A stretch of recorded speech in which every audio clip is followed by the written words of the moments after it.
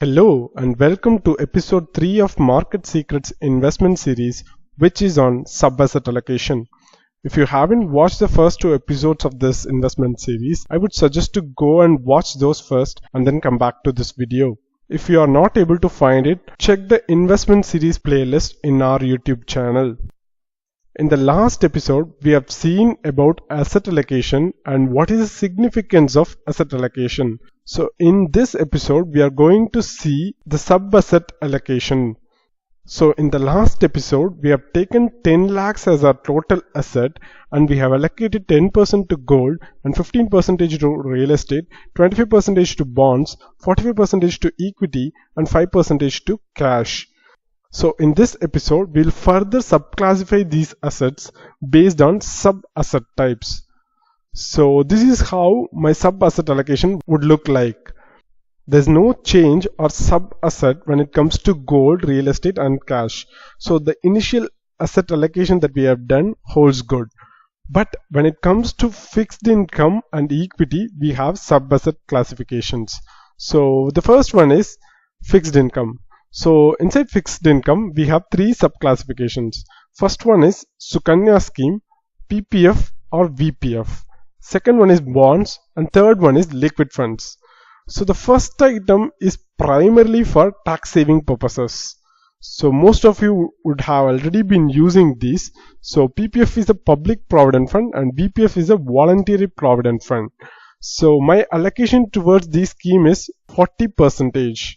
And when it comes to bonds, I mean the long-term bonds or the gilt funds or dynamic bond funds. And out of my 2.5 lakh capital that I have allocated to fixed income, 35% of it would go to bonds. So the amount here would be 87,500 rupees. And 25% of my total fixed income asset would go to liquid funds. So the liquid funds, it is generally have high liquidity and it will invest in 91-day bonds mostly. You can liquidate it anytime and it doesn't have any exit load. So it is mostly like a fixed deposit and you can even park your emergency fund in your liquid funds. And the next item is on equity and we have 5 subclassifications. So as you know, equity holds majority of my asset allocation, which is 45%. So the first subclassification in equity would be mutual funds, which is actively managed Indian mutual funds. And it includes all the large cap, mid cap, small cap, all the funds that is actively managed, including the sector related funds that I have invested in.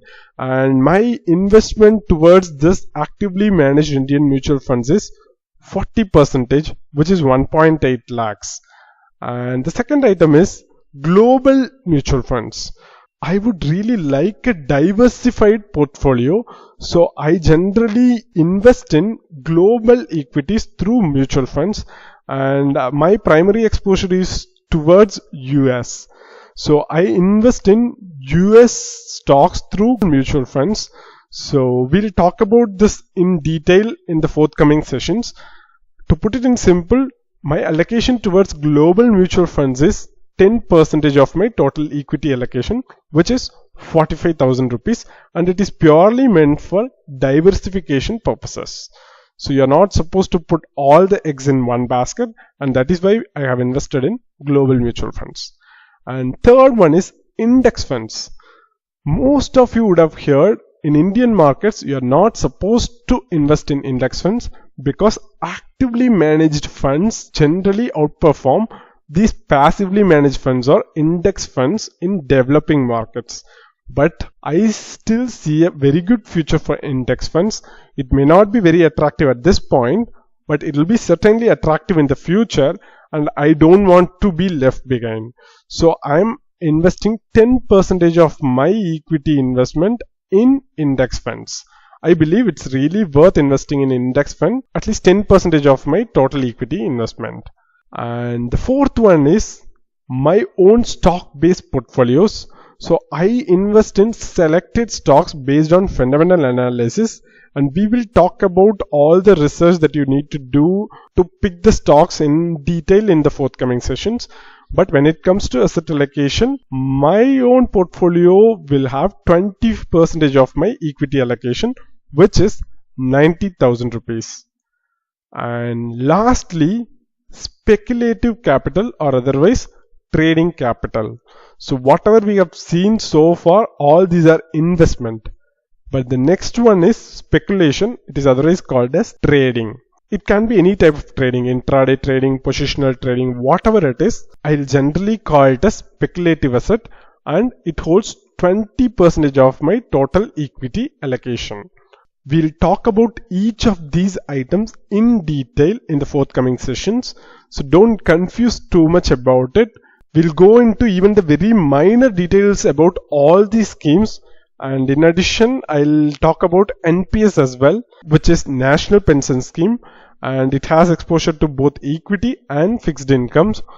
And all this sub-asset allocation is done based on our initial assumption that my total asset is 10 lakh rupees.